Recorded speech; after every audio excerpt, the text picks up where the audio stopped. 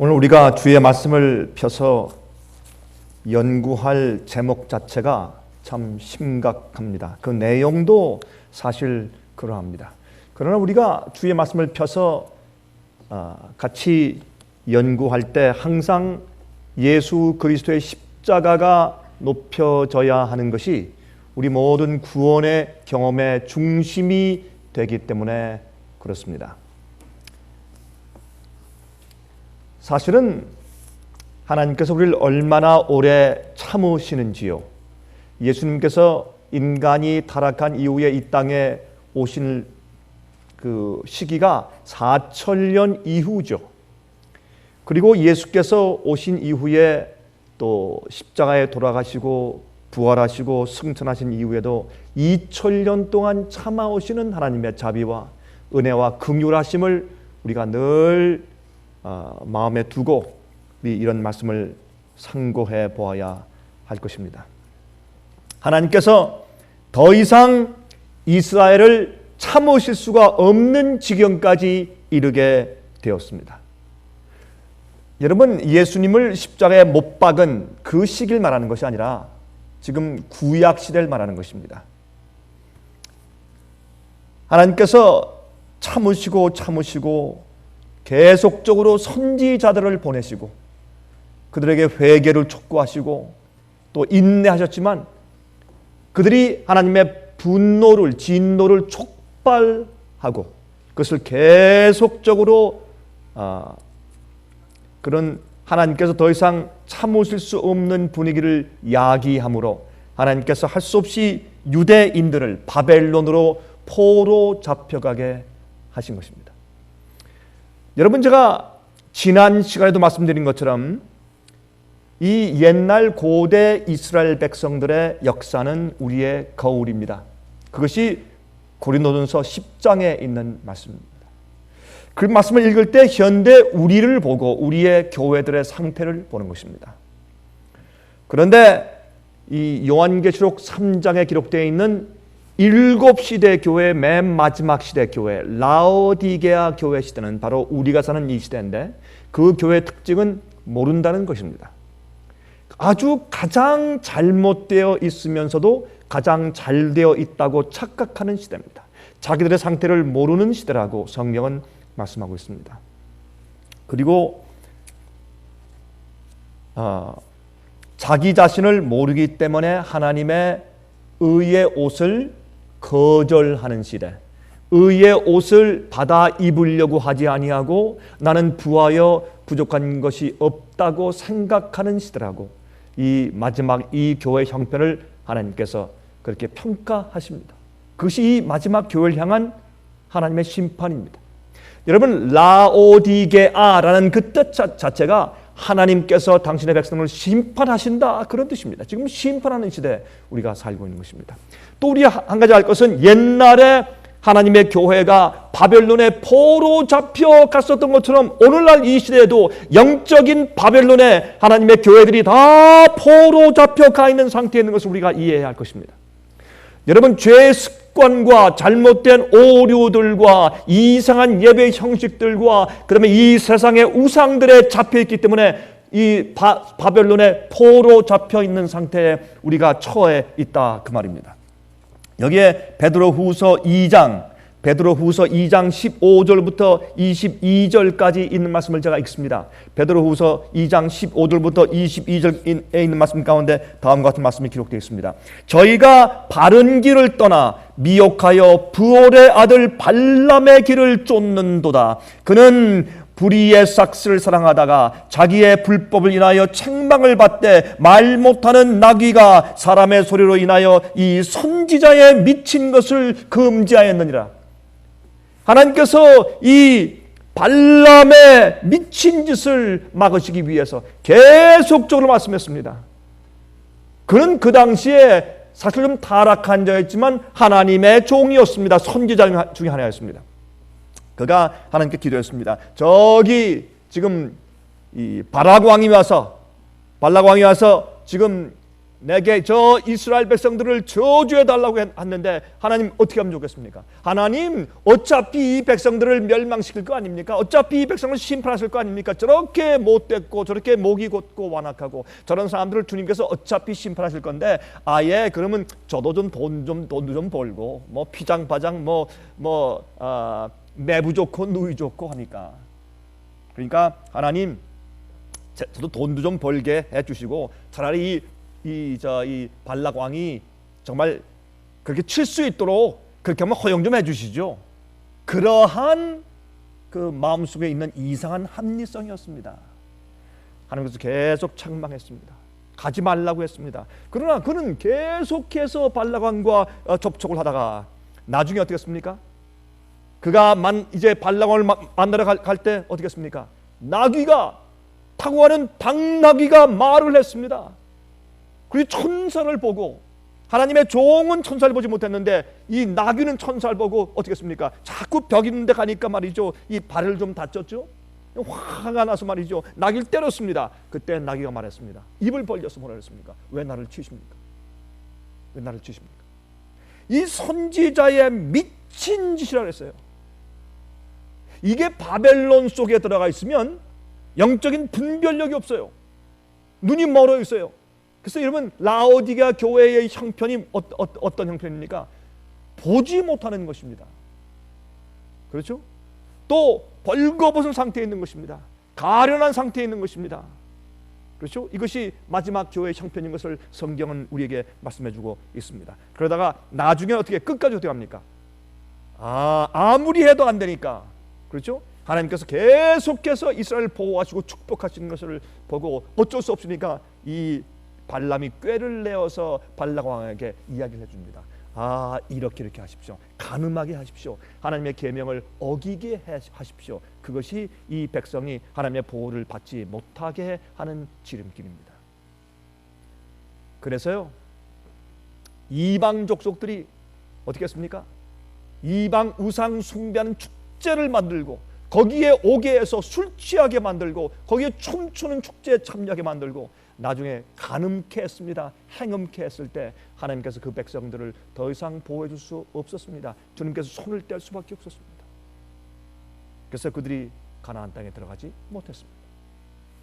이러한 역사를 지금 사도 베드로는 말하고 있는 것입니다. 이 베드로가 이 이야기를 지금 누구한테 하고 있습니까? 하나님의 교회를 향해서 쓰고 있는 것입니다. 이렇게 말했습니다. 이 사람들은 물 없는 샘이요 광풍에 밀려가는 안개니 저희를 위하여 캄캄한 어두움이 예비되어 있나니 저희가 허탄한 자랑의 말을 토하여 미혹한 데 행하는 사람들에게서 겨우 피한 자들을 음란으로서 육체의 정욕 중에서 유혹하여 저에게 자유를 준다 하여도 저희는 멸망의 종들이니 누구든지 진 자는 이긴 자의 종이 됩니다. 여기에 베드로는 말하기를 어떻게 했습니까? 겨우 미혹에서 피해서 추력 옆에서 나온 그 백성들을 어떻게 해요? 음행에 음란에 육체의 정욕에 올물 놓아서 유혹해서 주의 백성들을 멸망케 했지 않느냐. 그러므로 이런 일이 우리에게는 있으면 안 된다. 그렇게 말씀을 하고 있는 것입니다. 저에게 자유를 준다 해도 멸망의 종이 된다. 무슨 말입니까? 진리가 우리를 자유케 해야 합니다. 진리와 주님의 계명과 율법은 우리를 보호하는 하나님의 울타리입니다.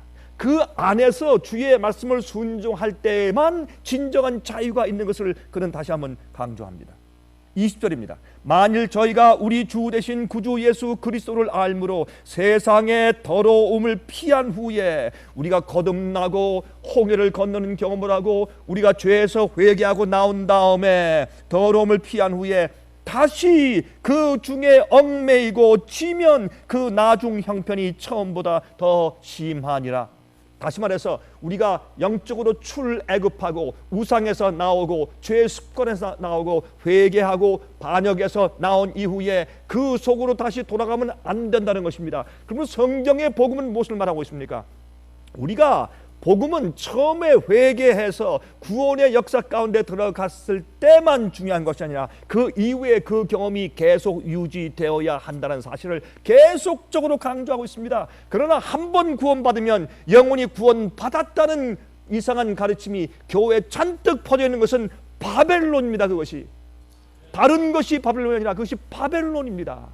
그러한 가르침이 여러분 22절의 말씀 21절에 의의 도를 안 후에 받은 거룩한 명령을 저버리는 것보다 알지 못하는 것이 도리어 저에게 나으니라.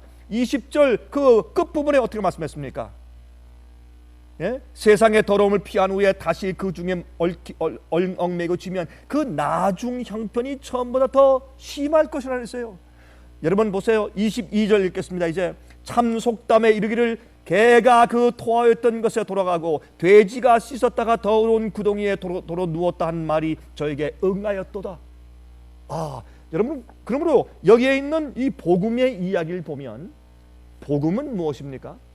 하나님의 우리에게 생명을 주는 거룩한 도에 머물러 있고 살 수 있게 만드는 하나님의 능력을 가리켜서 복음이라고 말한다 그 말입니다. 여기 요한복음 8장 31절부터 37절을 읽겠습니다. 요한복음 8장 31절부터 37절입니다. 그러므로 예수께서 자기를 믿은 유대인들에게 이르시되 너희가 내 말에 거하면 참 내 제자가 되고 진리를 알지니 진리가 너희를 자유케 하리라. 여러분 우리가 정신적으로 자유한 것은 어디예요? 진리 가운데 있을 때 진리를 알 때 그 진리가 우리를 오류에서 자유케 하고 어둠에서 자유케 하고 죄 습관에서 자유케 하고 잘못된 것에서 자유케 하기 때문에 진리 안에서 주님의 계명 안에서 진정한 자유가 있는 것을 말하는 것입니다. 저희가 대답하되 우리가 아브라함의 자손이라 남의 종이 된 적이 없거늘 어찌하여 우리가 자유케 되리라 하느냐. 예수께서 대답하시되 진실로 진실로 너희에게 이르노니 죄를 범하는 자마다 죄의 종이라. 오류를 믿는 사람들은 흑암의 종입니다. 잘못된 죄 습관에 여전히 있는 사람들은 죄의 종입니다. 우리가 진자, 우리보다 큰 승리한 자에게 우리가 종이 되는 것처럼 말입니다. 내가 그런 노예 상태에 있는 자체가 바로 우리가 죄의 노예된 상태인 것을 우리에게 알려주는 것입니다. 종은 영원히 집에 거하지 못하되 아들은 영원히 거하나니 그러므로 아들이 너희를 자유케 하면 너희가 참으로 자유하리라. 나도 너희가 아브라함의 자손인 줄 아노라. 그러나 내 말이 너희 속에 있을 곳이 없으므로 이거 중요한 얘기입니다. 우리의 고집과 완악함과 또한 우리가 선택한 우리의 선택들이 우리의 좋아하는 욕망들과 욕심들과 탐욕들이 우리 마음을 채우고 있어서 주님의 명령이, 주님의 계명이, 주님의 뜻이, 주님의 교훈이 우리 마음 가운데 들어올 자리가 없어요. 내 말이 너희 속에 있을 곳이 없으므로 나를 죽이려 하는도다. 그러므로 의인들을 핍박하는 정신은 믿는 자에게서부터 나오는 것입니다. 어떤 자? 주님의 말씀대로 하지 않는 자. 주님을 믿는다고 하지만 참된 빛 진리 가운데 없으면 사실은 종입니다. 여러분 아십니까? 최근에 미국에 있는 한 주인 노스 다코타 주에서 선데이 로가 발령되었습니다. 그것은 그 주법으로는 통과가 되었습니다. 여러분 이 법에 대해서 이 캐톨릭 컨퍼런스에서 이렇게 발표했습니다. 어떤 사람들이 이것을 반대하는데 이것은 꼭 무슨 그날 쉬면서 교회 가라라고 하는 것이 아니라 이것은 우리가 단체적으로 사회적으로 우리가 함께 쉬어야 합니다. 그래야 그것이 도덕적인 회복이 될 수 있고 사회 회복이 될 수 있습니다. 한꺼번에 같이 쉬어야지 한 사람들은 일하고 어떤 사람은 일하지 않고 하면 진정한 그 사회 회복과 쉼이 없지 않습니까? 그러므로 가족의 쉼을 위해서 한꺼번에 같이 쉬어야 합니다. 그 공장의 직공들을 위해서 한꺼번에 쉬어야 합니다. 한 회사의 쉼을 위해서 한꺼번에 같이 쉬어야 합니다. 그래서 이러한 법은 우리에게 아주 필요한 것입니다. 이것은 우리 사회에 쉼을 주는 아주 좋은 법칙입니다. 그렇게 발표했습니다. 여러분들이지요, 앞으로 진리와 오류가 충돌할 텐데 엄청난 사건들이 우리 앞에 속히 이르러 올 것입니다. 미국의 경제적인 이 내려감이 파탄이, 제가 오랫동안 이것을 얘기해 왔지만은 막상 그렇게 되니까 저도 참 마음이 불편하고 요즘 좀 어렵습니다. 여러분, 지난 3주 동안에 미국에 있는 주가가 계속 급강하고 있습니다. 어떤 여러분 이 경제가들은 말합니다. 지금 현재 스탁 마켓의 그 가격에 한 90% 정도가 떨어질 가능성이 많이 있다. 우리의 이 실업률이 지금은 9.1%, 9.2% 이건 아무것도 아니라 20%, 30%, 40%까지 올라갈 수 있다. 여러분, 소로스라고 하는 이 정크 반드의 대부 빌리어네어, 억만장자, 또 버펫 같은 사람들이 요즘에 무슨 말을 했습니까? 이제 곧 유럽에 있는 유로 달러와 유럽 경제가 무너질 것이다. 그때 온 세계의 세상에 엄청난 경제적인 파탄이 일어날 것이다. 그렇게 경고했습니다. 여러분, 이거 장난이 아닙니다. 그럴 때 제가 늘 얘기하지만, 여러분 이 방송을 통해서 말씀을 듣는 분들 잘 기억하세요. 제가 늘 말씀드리지만, 이런 일은 무엇을 만듭니까? 이런 경제적인 파탄은 이 전 세계적으로 새로운 체제를 만들어요. 사람들 마음이 불안하기 때문에 새로운 체제를 쉽게 받아들일 수 있게 만드는 것이에요. 그것이 옛날에 무소리니주의가 나타난 파시즘이 생긴 이태리 사건이고, 히틀러 정권을 쉽게 받아들인 옛날에 독일의 상태였다는 것을 기억하셔야 합니다. 이 세상은 지금 새로운 체제를 목말라 기다리고 있어요. 말씀드렸지만은, 여러분 바티칸에서 여러분 작년에 무슨 말을 했습니까? 이제는 이런 경제적인 문제를 보라. 이제 할 수 있는 것은 이 세상에 새로운 권위를 만들어야 될 텐데, 그것은 종교적인 권위이어야 한다. 그렇게 말했습니다. 미국의 대통령 찬사는 이야기를 하면서 그것에 동의했습니다. 여러분, 이런 것들은 우리에게 지금 무엇을 말해주고 있습니까? 빛과 어둠, 진리와 오류의 큰 전쟁이 앞으로 곧 온다는 것을 우리에게 말씀해주고 있는 것입니다. 이럴 때일수록 우리가 어떤 일을 해야 합니까? 바벨론에서 나와야 합니다. 여러분, 죄에서 나와야 합니다. 우상에서 나와야 합니다. 불편합니까? 그렇습니다. 여러분, 옛날에 70년이 찬 다음에 바벨론에서 예레미야의 예언이 응해서 그들이 이제 예루살렘을 중건하라는 명령을 이제 받고서 나가기 시작했을 때, 첫 번째 조소인 고레스 왕의 조소를 받았을 때 많은 유대인들이 바벨론에서 안 나갔어요. 레위인들은 한 명도 처음에 안 나갔어요. 나중에 호수에서 좀 데리고 나갔죠. 왜? 제사장이 없으니까. 이제 왜 그랬습니까?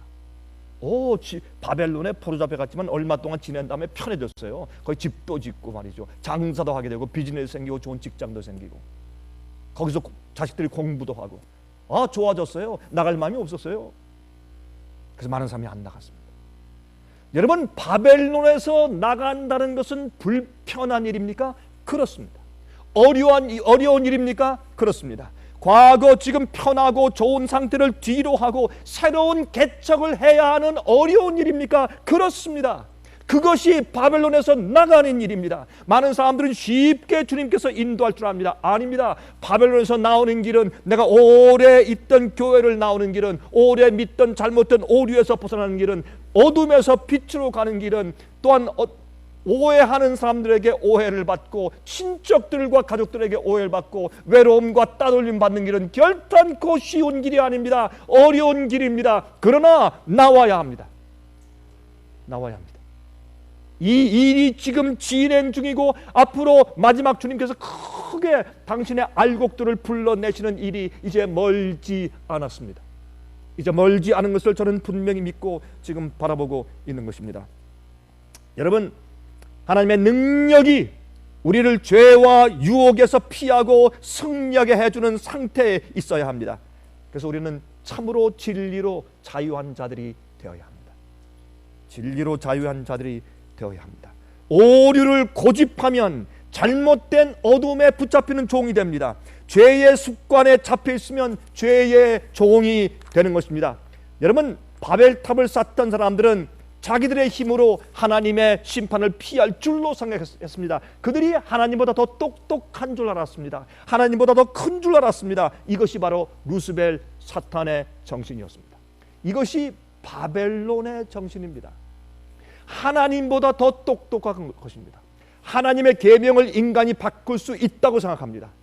그것이 옳다고 생각합니다. 우리의 편리에 의해서 할 수 있다고 생각합니다. 주님의 계명과 주님의 뜻보다 우리의 편리가 더 중요하고 인간의 풍습이 더 중요하고 인간의 유전과 가르침이 더 중요해지는 것입니다. 이것이 바벨론의 정신입니다. 그리고 그런데 묻혀 있으면 하나님의 계명과 주님의 뜻을 어기는 것은 아주 쉬워집니다. 예배도 하나님께 드리는 예배가 아니라 우리 인간을 엔터테인하는, 인간을 즐겁게 하는 예배로 전락되는 것입니다. 하나님께 예배를 드리는 것이 아니라 우리가 우리 스스로 예배를 즐기게 되는 그런 분위기에 속하는 것입니다. 그것이 바벨론입니다. 제가 오늘은 바벨론의 상태에 대해서 바벨론이 무엇인지를 좀 더 자세하게 설명을 드리려고 애쓰는 것입니다. 여러분, 설교는 설득하는 것입니다. 여러분이 이 방송을 통해서 저희와 예배드리는 여러분 모든 분들에게, 다시 보기를 통해서 이 생애빛 월십 라이브에 찾아오는 모든 분들에게 저는 이 성경 말씀을 통해서 여러분을 설득하려고 하는 것입니다. 이러한 시도도 실패한다면 여러분들은 바벨론의 영원한 종이 될 것입니다. 여러분, 이사야 14장 4절 그리고 12절부터 14절까지 그리고 19절을 읽습니다. 이런 말씀이 기록되어 있습니다. 너는 바벨론 왕에 대하여 이 노래를 지어 이르기를, 학대하던 자가 어찌 그리 그쳤으며 강포한 성이 어찌 그리 패하였는고, 너 아침의 아들 계명성이여 어찌 그리 하늘에서 떨어졌으며 너 열국을 엎은 자여 어찌 그리 땅에 찍혔는고. 여러분, 여기 말씀은 무슨 말입니까? 지금 바벨론 왕에 대해서 말하면서 갑자기 사탄 루스벨 얘기가 나옵니다. 왜, 무슨 뜻입니까? 여러분이 루시퍼는 사실은 바벨론 왕으로 상징된 것입니다. 오류와 진리가 짬뽕되어 있는 온갖 우상들이 잔뜩 들어가 있는 말뚝신, 거기에서 다스리는 이 세상을 더럽히고 음행케 만드는 이 바벨론을 사실은 마귀 사탄이 뒤에서 조종하기 때문에 사탄의 역사로 지금 이 상징적으로 여기 말씀을 하고 있는 것입니다. 내가 내 마음에 이르기를, 마귀입니다. 내가 내 마음에 이르기를 내가 하늘에 올라 하나님의 뭇별 위에 나의 보좌를 높이리라. 내가 북극 지폐 산 위에 좌정하리라. 여러분, 피조물이 창조주와 비등하게 자기도 높일 것이라고 그렇게 말하는 것은 있을 수 없는 일입니다. 이건 말도 안 되는 얘기입니다. 그런데 아십니까? 많은 그리스도인들과 교회들이 지금 똑같이 그렇게 하고 있지 않습니까? 똑같이 그렇게 하고 있어요. 그게 바벨론 아니고 무엇입니까? 이게 바벨론 정신이고, 이것이 바벨 왕이 한 것이고, 이것이 루스벨 천사가 타락할 때, 반역할 때 한 정신이 아닙니까? 그것이 무엇입니까? 하나님의 말씀과 명령보다 자기의 아이디어와 자기의 생각과 의견이 더 나은 것입니다. 그것이 바벨론 정신입니다. 하나님께서 만들어 놓으신 그런 계명보다, 주님께서 만드신 예배일보다 인간이 만든 예배일이 좋다는 것입니다. 편리하다는 것입니다. 온 세상이 다 따라가니까 그게 옳다는 것입니다. 이게 바벨론 정신입니다. 그리고 주님의 말씀과 주님의 계명이 있으면 거기에 순종하고 이렇게 복종하며 주님의 뜻대로 살도록 내가 주 앞에 굴종하는 것입니다. 순복하는 것입니다. 그게 그리스도인이고 그게 피조물의 당연한 정신입니다. 그러나 하나님께서 우리에게 명령하시고 이 길로 저 길로 인도하실 때 어린 양이 어디로 인도하든지 따라가는 것이 아니라 자기의 고집대로, 자기의 편리대로, 어떻게 해요? 주의 말씀의 권위보다 내 편리와 세상에서 잘 되는 나의 성공이 더 중요하기 때문에 그 말씀대로 하지 않습니다. 말씀의 권위가 별로 중요하지 않습니다. 많은 사람이 모여서 예수 이름으로 찬송하고 기도하기 때문에 마치 구원 안에 들어있는 것으로 착각하는 것입니다. 그것이 바벨론 정신입니다. 옛날도 그랬습니다. 이런 말씀들은 거울 같아서 이 현대 당시에 우리 교회들과 우리 자신을 보여주고 있는 것이라 그 말입니다. 14절입니다. 가장 높은 구름에 올라 지극히 높은 자와 비길이라 하도다. 열국의 영광이요 갈대아 사람의 자랑하는 놀이개가 된 바벨론이 하나님께 멸망당한 소돔과 고모라 같이 되리니 그랬습니다. 하나님께서 이 바벨론이 소돔과 고모라가 타락했을 때 하늘에서 불이 내려와 유황불로 멸망한 것처럼 멸망할 것이라고 경고하시는 것입니다. 오늘날 이 현대 교회를 향해서 하나님께서 이 말씀을 하십니다. 참 얼마나 중요하고 참 위태위태한 그런 시기 가운데 우리가 살고 있는지 모르겠습니다. 여러분들은 어떤지 모르지만 저는 예언을 연구하는 사람입니다. 저는 예언을 연구하는 사람이기 때문에 예언의 징조를 항상 바라보는 사람들입니다. 경제적으로, 정치적으로, 종교적으로 미국뿐만 아니라 전 세계에서 이루어지고 지금 이 엮어져 나가는 모든 시나리오를 보면서 이제는 때가 되었구나 하는 확신이 제 마음 가운데 130%, 150% 차올라가는 것입니다. 물론 100% 이상 없죠. 제가 강조하는 것이죠. 여러분, 이 세상은 얼마 남지 않았습니다. 정말 엄청난 일들이 앞으로 생길 것입니다. 여러분, 그런데 제가 지금 이사야 14장을 읽었는데 이사야 14장에 있는 이 말씀은 루스벨의 타락에 대해서 이렇게 말씀하신 것이죠. 그런데 그 14장 바로 전에 있는 13장을 읽어보면 이렇게 말씀되어 있어요. 이사야 13장 1절에 아모스의 아들 이사야가 바벨론에 대하여 받은 경고라. 바벨론에 대해서 받은 경고라. 여러분, 5절부터 8절까지 읽는데 제가 읽지 않겠습니다. 그 뒤에 보면 이런 말씀이 있어요. 하나님께서 진노의 병기를 일으켜서 이제 바벨론을 멸망시킬 것이라. 막 이 세상을 흔드는 군대가 온다. 이렇게 해서 메데 페르시아 군대가 와서 바벨론을 멸망할 것에 대해서 13장에 기록해 두셨습니다. 그리고 나서 14장에 바벨론 왕에 대해서 말하면서 갑자기 아침에 계명성 루시퍼, 이 사탄의 교만과 그가 하나님께 굴복하지 아니하고 자기 뜻이 더 똑똑한 것처럼 함으로 반역하는 바벨론의 정신을 가진 바벨론의 시초, 바벨론 만든 자 마귀의 정신을 폭로하며 설명해 준 것입니다. 우리도 현재 피조물들이 하나님과 비기려고 합니까? 그렇습니다. 그런 종교적인 단체도 있습니까? 있습니다. 주의 계명을 바꾸었는데 그게 바벨론 정신이 아니고 무엇입니까? 교회 안에 말이죠. 베드로상, 마리아상, 바울상, 성자들상 잔뜩 갖다 놓고 하나님의 두 번째 계명을 폐하는 것은 바벨론 정신이 아닙니까, 여러분? 여러분 보십시오. 그러므로 이래도 사람들이 늘 보기 때문에 다 아무렇지 않게 그렇게 정신들이 다 둔해져 버렸다고 말입니다. 이때 하나님께서 마지막에 바벨론에서 나오라고 하는 오리와 잘못된 교리들, 하나님께 대한 오류들과 하나님께 대한 오해들의 가르침에서 나와야 한다는 것. 특biệt 중요한 것은 영원한 복음을 믿으라. 잘못된 복음을 믿지 말아라. 복음은 우리를 모든 우상과 죄와 새 속에서 건져 나와서 거룩하게 살게 만드는 하나님의 파워다라고 말씀을 해주시는 것입니다. 요한복음 14장 30절입니다. 이후에는 내가 너희와 말을 많이 하지 아니하리니 이 세상 임금이 오겠습니다. 이걸 마귀를 말하는 것이죠. 그러나 저는 내게 관계할 것이 없으니. 여러분, 예수님을 믿는 사람들은 이 세상의 왕인 마귀와 관계가 없어야 합니다. 마귀가 발을 슬쩍 들여 놓아서 우리 속에서 마음대로 종을 만들 수 있는 그런 기회를 주지 않는 사람들입니다. 그런 스페이스와 공간이 전혀 없는 사람들이 예수 믿는 사람들입니다. 이 세상에 임금이 오지만 예수님과는 아무 상관이 없었습니다. 그것이 예수를 믿는 그리스도인들입니다. 에베소서 2장 2절에 말씀했습니다. 그때에 너희가 그 가운데서 행하여 이 세상 풍속을 쫓고 공중의 권세 잡은 자를 따랐으니 곧 지금 불순종의 아들들 가운데서 역사하는 영이라. 불순종하는 아들들 가운데 역사하는 영이라. 누굽니까? 마귀 사탄입니다. 이 마귀의 영이 그리스도인을 마음에 역사하고 종을 만들고 교회에 들어가서 교회를 종으로 만드는데 그것이 바벨론이 아니고 무엇입니까? 그러므로 올바른 복음의 경험이 없는 자들은 바벨론에 속해 있는 것입니다. 올바른 복음을 가르치지 않고 오류를 가르치고 하나님께 대해서 오해케하는 잘못된 어두움의 교리를 가지고 가르치면 그것은 모르고 할지라도 여러분 그것은 충분히 알 수 있도록 시간을 주었는데 인기를 위해서 좋은 평판을 위해서 편리함을 위해서 그렇게 하고 있다면 그것이 바로 교회가 바벨론 속에 있는 상태라 그 말입니다. 하나님께서는 빛을 누구에든지 주시고 그렇게 이해할 수 있는 기회를 얼마든지 주시지만 온 마음을 다해서 진리를 찾고 빛을 찾고 하나님을 찾지 않기 때문에 어두움 가운데 사로잡혀 있다 그 말입니다.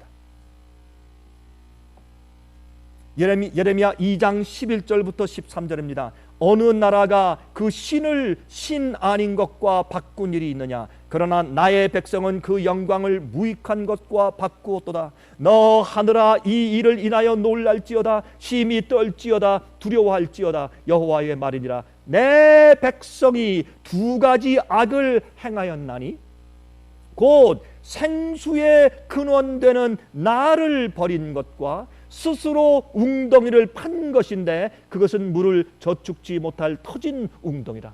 하나님을 버렸다고 했습니다. 누가? 이스라엘이.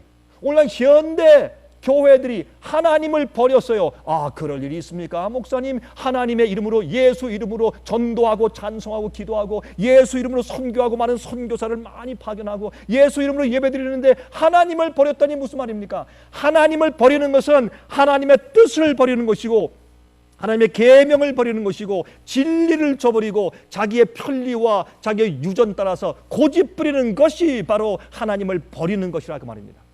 옛날 이스라엘 백성들이 하나님께 예배드렸습니까? 그렇습니다. 그들이 예루살렘 성전을 짓고 거기 계속 제사 드리고 양과 염소를 제사 드리면서 그들이 경배했습니까? 그렇습니다. 그러나 여기에 성경은 말하기를, 예레미야서가 말하기를 너희가 하나님을 버렸다고 말했어요. 그들이 여전히 하나님께 예배드리고 있을 때, 여호와를 경배할 때 너희가 하나님을 버렸다고 했어요. 지금도 마찬가지입니다. 그들이 첫 번째 생수의 근원되는 하나님을 버린 것과 두 번째 스스로 웅덩이를 판 것인데 하나님께서 반석에서 물을 주시는 것이 아닙니다. 물을 주시는 그 생명수가 아니라 자기들 스스로 판 유전적인 인간의 가르침과 신학자들의 가르침 같은 인간의 그런 웅덩이를 파서 거기서 썩은 물을 마시는 것입니다. 그 두 가지가 옛날 이스라엘 백성들의 죄였다. 현재 오늘날 교회도 마찬가지입니다. 훌륭한 교회도 있습니다. 훌륭한 목자들도 있고 훌륭한 교인들도 있습니다. 그러나 아주 극소수입니다. 옛날도 그랬습니다. 옛날도 그랬습니다. 예레미야 29장 10절입니다. 나 여호와가 이같이 말하노라. 바벨론에서 70년이 차면 내가 너희를 권고하고 나의 선한 말을 너에게 실행하여 너희를 이곳으로 돌아오게 하리라. 다시 돌아오게 하시는 것입니다. 예레미야가 말씀한 것처럼 70년이 차면 하나님께서 그 타락한 백성들도 주님의 언약을 지키기 위해서 그 백성들로 하여금 돌아오게 하셨습니다. 여러분, 고레스 왕이 태어나기 전부터 고레스란 이름을 이사야서에 기록했어요. 그렇게 예언해 주셨어요. 그리고 당신의 뜻을 이루셨습니다. 여러분, 고레스가 메데 페르시아가 바벨론을 정복하고 쳐들어왔을 때 고레스 왕에게, 그 젊은 왕에게 말이죠, 유대인들이 가서 이사야서를 폈습니다. 펴서 그에게 보여줬습니다. 이 책은 역사적으로 분명한 것은 당신이 태어나기 이전부터 있던 책입니다. 그런가? 근데 이 책 속에 당신의 이름이 있습니다. 깜짝 놀랐죠. 보니까 자기 이름이 있어요. 이 고레스가 바벨론을 쳐서 정복할 것이 예언되어 있어요. 그리고 그 고레스가 당신 하나님의 백성들을 풀어놓아 줄 것에 대해서 예언되는 것을 보았어요. 그때 고레스 왕이 얼마나 충격을 받고 놀랐겠습니까? 그는 두려워서 떨었을 것입니다. 그는 다니엘의 명성을 들었습니다. 이스라엘 백성들의 명성을 들었습니다. 그는 그 마음 가운데 두려워하는 마음을 가지고 이스라엘 백성들에게 첫 번째 예루살렘으로 돌아가서 그 성을 다시 재건하라는 중건령을 1차적으로 고레스 왕이 내립니다. 여러분, 하나님께서 주님의 당신의 뜻을 이루기 위해서 그 일을 행하셨어요. 여러분, 유대 나라가 바벨론의 포로 잡혀가기 시작한 해가 BC 606년입니다. 그 이후에 68년 후인 BC 538년도에 바벨론이 메데 페르시아 나라에 정복당합니다. 그리고 2년 후인 BC 536년도에 정확하게 고레스 왕이 유대인들을 예루살렘으로 돌아가서 성전을 다시 지을 수 있도록 명령을 내려줍니다. 이것이 주님의 섭리와 뜻이었습니다. 정확하게 70년 이후에 그 일을 주님께서 이루셨습니다. 하나님께서 이제 참 진리, 주님의 계명대로 사는 그런 백성들, 참 교회, 주님의 말씀에 붙잡혀 있는 교회, 여자와 음녀와 더럽히지 않은 자들, 그들 속에 참된 복음이 있고 예수님의 성품과 아버지의 성품이 그들 이마에 기록되어 있고 그들 입에 흠이 없고 거짓이 없는 백성들, 깨끗하게 예수의 피의 보혈로 정결케 된 사람들, 그런 백성들이 일어난다고 말했습니다. 언제? 짐승의 표의 환란의 역사가 시작될 즈음에 그런 백성이 일어난다고 했습니다. 그들의 특징이 뭐라고요? 그들의 특징은 성도의 인내가 여기 있나니 저들은 하나님의 계명을 지키고 예수 믿음을 지킨다. 예수의 믿음을 지키는 것은 예수께서 이 땅에 사실 때 하나님 아버지의 모든 말씀과 명령과 계명대로 살았습니다. 그래서 우리의 모범이 되셨습니다. 또 죽음은 죽었지, 예수님이 십자가에서 달려 돌아가실지라도 아버지께서 명령하신 것 이외에 절대로 타협하지 않았습니다. 그것이 예수의 믿음입니다. 그는 아버지께로부터 버림받았다는 느낌을 느낄 때까지 예수님은 아버지에 대한 신뢰를 버리지 않았습니다. 예수의 믿음입니다. 예수님은 겉으로 볼 때 정말 초라하고 인정받지 못하는 것처럼 보였지만은, 그러나 예수님의 생애 가운데 가장 중요한 것은 아버지의 뜻을 이루고 주님의 계명을 지키는 것이 가장 중요한 것이었습니다. 예수의 믿음입니다. 예수 다 이루었다 했을 때 예수님의 제자들까지도 다 도망간 입장이었지만은 하나님께서 약속하신 그 뜻을 주님의 희생으로 많은 사람들을 구원하실 아버지의 뜻과 계획을 예수님은 믿었습니다. 그것이 예수의 믿음이었습니다. 그래서 예수님은 십자가 위에서 승리자로 돌아가신 것입니다. 패배자가 아니었습니다. 우리가 어떤 때는 주의 뜻대로 살 때 여러분 핍박당하고 외로움받고 따돌림받고 참 어렵지만은, 그러나 그때가 진리로 승리하는 승리자가 되는 형편인 것을 주님께서 이해하셔야 할 것입니다. 이러한 마지막 주님의 하나님의 교회, 여자의 남은 무리가 일어납니다. 지금은 그러할 때입니다. 그때에 많은 영혼들이 일어나고 있고 일어날 것이고 앞으로 큰 주님께서 당신의 백성들을 나오라고 하는 그런 마지막 큰 소리의 역사가 있을 것을 저는 분명히 믿습니다. 미국에 이미 그런 일들이 시작된 것을 우리가 분명히 보고 있는 것입니다. 에스라 1장 1절부터 3절입니다. 바사왕 고레스 원년에 여호와께서 예레미야의 입으로 하신 말씀을 응하게 하시려고 바사왕 고레스의 마음을 감동시키매 저가 온 나라에 공포도 하고 조소도 내려 가로되, 바사왕 고레스는 말하노니 페르시아 왕이죠. 하늘의 신 여호와께서 세상 만국으로 내게 주셨고 나를 명하사 유다 예루살렘의 전을 건축하라 하셨나니. 여러분, 이 고레스 왕이 무슨 음성을 들었습니까? 아닙니다. 그들은 유대인들이 가져다준 성경 말씀을 보고서 깜짝 놀란 것입니다. 하나님께서 그에게 명령한 것을 그가 받아들였습니다. 3절, 이스라엘의 하나님은 참신이시라. 너희 중에 무릇 그 백성 된 자는 다 유다 예루살렘으로 올라가서 거기 있는 하나님의 여호와의 전을 건축하라. 너희 하나님이 함께 하시기를 원하노라 라고 첫 번째 조서를 고레스 왕이 낸 것입니다. 여러분, 저는 이렇게 믿습니다. 마지막 때에 잠깐 동안 하나님께서 주님의 백성들에게 은혜 시기를 주실 텐데, 그때는 한 달일지 두 달일지 3개월일지 6개월일지 아니면 몇 주일지 알 수가 없습니다. 성령이 크게 역사하시고 정치가들에게 역사하시고 정직한 종교 지도자들에게 역사하셔서 마지막 하나님께서 이 세상의 자비의 은혜의 기별을 전하는 올바른 영원한 참된 복음을 전하고, 그리고 바벨론의 음행의 포도주를 폭로하고 하나님의 계명을 지키게 하는 마지막 선포들을 이 세상 전체에 보낼 수 있는 짧은 은혜의 기간을 주실 것입니다. 하나님께서 고레스 왕이 행하신 고레스 왕을 통해서 행하신 그런 역사를 다시 한번 우리에게 주실 것입니다. 고레스 왕이 태어나기 전부터 성경에 예언되어 있던 것처럼 이런 일이 일어날 것을 성경은 요한계시록에 우리에게 예언해 주신 것입니다. 우리는 그 날을 기다리고 있습니다. 벌써 시작했습니다. 어떤 의미에서 주님께서 이 일을 우리를 통해서 행하실 것입니다. 여러분, 다니엘이 말이죠, 이 사실을 깨닫고 70년이 차가는 것을 보고, 여러분 예레미야가 말씀한 70년이 차가는 것을 보고 그는 금식하며 기도했습니다. 하나님, 그러면 이 일을 빨리 우리에게 이루어 주십시오. 때가 됐습니다 하고 금식하며 기도했습니다. 그때 천사가 내려와서 그에게 무엇을 보여줬습니까? 계시를 보여줬습니다. 그 계시 가운데 중요한 대목이 하나 있는데, 그 대목은 이미 주어진 다니엘 8장 13절과 14절에 있는 그 말씀이 이해가 안 될 때, 9장에 그가 금식하며 탄식하며 기도했을 때 천사 가브리엘이 내려와서 그 중요한 예언을 다니엘에게 설명해 주는 것입니다.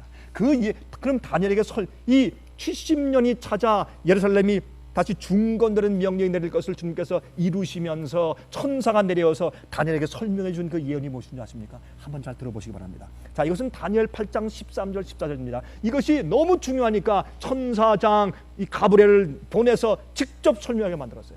내가 다니엘아, 내가 기도를 시작할 즈음에 내가 부름 받아서 내가 너에게 응답을 주기 위해서 내려왔다 라고 말한 굉장히 중요한 부분이에요.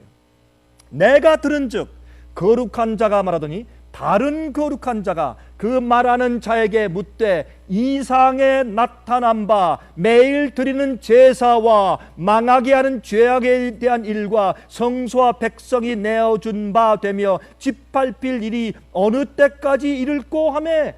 잘 들으세요. 이게 무슨 말입니까? 여기에 그 전에 있는 말씀들 보면 물론 그 7장엔 말이죠. 바벨론, 메데페르시아, 헬라, 로마, 또 로마가 열국으로 갈라지고 거기서 작은 뿔이 올라오는 그 얘기가 기록되어 있습니다. 8장엔 말이죠. 어떻게 되어 있습니까? 수양과 수염소가 싸워요. 수염소가 그저 이 알렉산더 대왕을 상징한 한 빼죽한 한 뿔이 있다가 나중에 거기서요 4뿔이 나와요. 그렇죠? 그 4뿔 중에 하나인 그 지역이 로마 지역입니다. 거기서 또 한 세력이 나오는데 작은 뿔 세력이에요. 이 세력은 하나님을 회방해요. 성도를 핍박해요. 참남된 일을 말을 많이 해요. 이런 것을 말씀한 다음에 그 다음에 이제 한 천사가 아마 가브리엘 천사였죠. 또 다른 거룩한 자에게 제가 생각할 땐 가브리엘 천사가 예수님께 묻습니다. 하늘에서 너무 답답하니까 어떻게 이 작은 뿔 세력이, 짐승의 세력이 어쩌면 이렇게 진리를 땅에 던지고 성소를 회파하고 주의 백성을 괴롭히고 이렇게 오류를 퍼뜨리고 하나님이시여 하나님의 교회에서 이런 일을 행하는 것을 주님께서 언제까지 참으시겠습니까? 하나님, 이게 도대체 어떻게 된 것입니까? 라고 답답해서 천사가 예수님께 지금 아주 호소하는 것입니다. 묻는 것입니다. 이렇게 짓밟힌 진리, 짓밟힌 성소 제도, 참된 복음과 구원에 대한 설명, 이런 것들이 다 짓밟혀 버렸는데 언제 주님께서 이것을 심판하시고 언제 회복하시렵니까? 할 때 예수께서 답변하십니다. 그가 내게 이르시되, 예수님께서 말씀하십니다. 2300주야까지니 그때 성소가 정결하게 함을 입으리라 하였느니라. 다시 말해서 이제 2300주야가 그 예언이 2300년이니까, 왜냐하면 성경의 기간적인 예언은 일일이 1년이라고 말씀했기 때문에 여러분 이것을 2300년으로 볼 때 그때 2300년이 차면 언제부터? 여러분 다니엘서 9장에 가면 이 천사가 설명합니다. 이 예루살렘 성이 중건하라는 명령이 날 때부터, 근데 그 명령은 고레스 왕 때가 아니라 아닥사스다 왕 때였는데, 고레스 왕 때 1차, 다리오 왕 때 2차, 3차는 아닥사스다 왕 때인데, 왜냐하면 그때는 이미 거리가 다 제대로 세워지고 성벽이 세워지고 그 주위에는 연못 회자가 세워지고, 그 다음에 그 아래 있는 내용을 보면 그 조석 가운데 무엇이 또한 포함되어 있어야 되느냐 하면, 이것은 여러분 그 다니엘 9장에 있는 내용이죠. 그것은 뭐냐면 그 나라를 독립적으로 운영해도 좋다는 그런 조서가 법령이 내려질 때부터 시작해서 어떻게 알아? 2300년을 계산하라. 그때부터 내가 하늘에서 잘잘못을 가리는 심판을 시작하고, 드디어 어떤 백성? 하나님의 남은 무리, 하나님의 계명을 지키며 예수의 증거를 가지고 있고 예수의 믿음을 가진 백성들이 일어난다. 그러면서 어떻게 해요? 짓밟힌 오리와 흑암에서 빛으로 돌아오고 잘못된 교리와 가르침에서 돌아오는 그런 일이 있을 것이다. 성소가 정결케 된다. 대속죄의 경험이에요. 백성들이 죄의 노예, 또한 우상의 노예, 습관적인 노예에서 그들이 정결되고 나오는 그런 역사가 있을 것이다. 여러분, 옛날에 이스라엘 백성들의 1년은 이 지구 역사의 전체 죄의 역사 6천년을 상징했어요. 마지막 날 대속죄일은 이 지구상 마지막에 있을 대속죄일의 정결 사업을 상징했습니다. 그러므로 그들이 이제 이 말씀을 들을 때 여러분 2300년 그러면 억장에 막히니까 2301, 2300주야 그렇게 이제 예언을 하신 것은 사실이죠. 여러분 결국에 가서 사탄이 짓밟고 땅에 던진 진리가 하나님 교회 안에서 회복되고 정결케 되는 일이 시작돼요. 우리는 사탄의 정신, 죄에 노예된 정신, 이기적이고도 교만한 정신에서 해방되어야 합니다. 그것이 진정으로 바벨론에서 나오는 것입니다. 여러분 잘 보세요. 초대교회에서 교회가 타락하자 교부들이 이상한 그 가르침을 들여오자 교회가 어떻게 해요? 타락한 입장에 갔어요. 그렇게 해서 어떻게 됐습니까? 이 세상의 교회가 로마 교회가 되어버렸어요. 타락한 교회가 되어버렸어요. 우상들이 들어오고 우상을 경배하고 오류를 가르치고 잔뜩 교회가 어두워졌어요. 그때 종교개혁이 있었어요. 종교개혁을 했을 때 시간이 없기 때문에 종교개혁자들이 모든 걸 다 개혁하고 죽은 것은 아니에요. 그러나 종교개혁자들의 글을 읽어보면 거기에 참 이런 여러 가지 오류를 다 지적해 놓았어요. 그러나 다 회복할 시간이 없었어요. 그 후세들은 말이죠, 그것을 빨리 다 개혁해서 할 텐데 그들은 개혁하지 아니하고 거기서 머물러 버렸습니다. 그래서 이 교회가 말이죠, 이름은 살았다 하지만 죽은 교회가 됐어요. 개신교회도 이름은 살았지만 죽은 교회가 되었을 때 하나님께서 다시 그 교회의 부흥을 일으키기 위해서 온 세계적으로 감리교회에서 침례교회에서 성결교회에서 퀘이커교회에서 많은 교회에서 주의 종들이 일어나서 이제 성경 예언을 연구할 때 무엇을 연구하지 아십니까? 성소가 정결케 되는 2301에 대한 예언을 연구하고서 예수님 오실 때가 되었다. 우리가 정결함을 받아야 되겠다. 라는 운동이 온 세계적으로 범초교파적으로 일어났어요. 그 사람들은 정죄받았습니다. 극단자로 정죄받고 많은 사람들이 출교당했습니다. 그래서 그런지 기독교 역사에 이 역사가 기록되어 있잖아요. 그 엄청난 온 세계적으로 예수님 오신다, 정결의 사업을 해야 된다, 다시 부흥해야 된다는 이 놀라운 이 부흥의 역사를 이 기독교 역사는 기록하지 않습니다. 기록을 한다고 해도 이상한 극단자들의 움직임이었다고 기록하는 것입니다. 여러분이시요, 그때 많은 사람들이 잘못된 오류를 하나하나 뜯어 고치기 시작했습니다. 여러분이시여,